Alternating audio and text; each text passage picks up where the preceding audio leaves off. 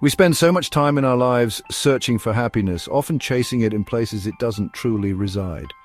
We look for it in achievements, possessions, even in other people. But what if I told you that happiness isn't something you find outside yourself? It's something you cultivate from within, a deep sense of contentment and peace that comes from knowing yourself, embracing your vulnerabilities, and living a life aligned with your values. This isn't about some picture-perfect version of happiness where everything's always rosy. This is about radical self-acceptance, embracing the good, the bad, and everything in between.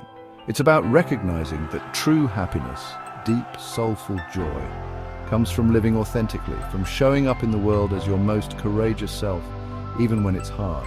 So, if you're tired of the chase, tired of feeling like happiness is always just out of reach, I invite you to join me on this journey inward. This is about finding our way back to ourselves, back to joy.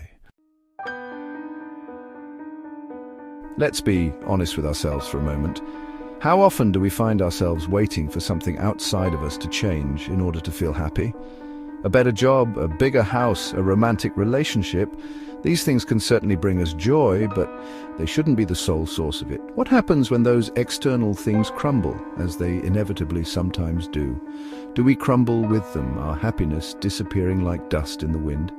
Or do we find a way to cultivate joy from within, a wellspring of resilience that can carry us through life's inevitable storms? This isn't about denying ourselves the joy that comes from external sources. It's about recognizing that true happiness, the kind that sustains us, comes from a deeper place, a place of self-love, self-acceptance, and the courage to be fully present in our own lives. Happiness isn't something that just happens to us. It's a conscious choice, a daily practice of choosing joy even amidst the chaos. It's about taking responsibility for our own well-being, for creating a life that is in alignment with our values and brings us a sense of purpose. This might mean setting healthy boundaries, saying no to things that drain us, and making time for the things that nourish our souls. It might mean facing our fears, embracing our imperfections, and showing ourselves compassion when we stumble. Taking responsibility for our happiness doesn't mean we'll never experience sadness, anger, or grief. It just means we're equipped with the tools to navigate those emotions, to allow ourselves to feel them fully without letting them define us.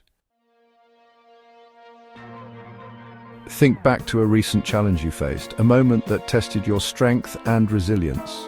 Could be a job loss, a difficult breakup, a health issue, anything that cast a shadow over your life. Now, I know it's hard, but can you try to shift your perspective? Can you look for the meaning in that experience? The lessons learned, the strength you discovered within yourself.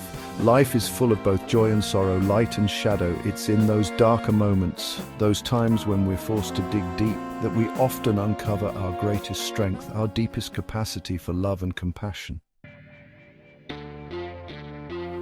Take a moment to pause, close your eyes, and just breathe. Now, think of 3 things, big or small, that you're grateful for in this moment.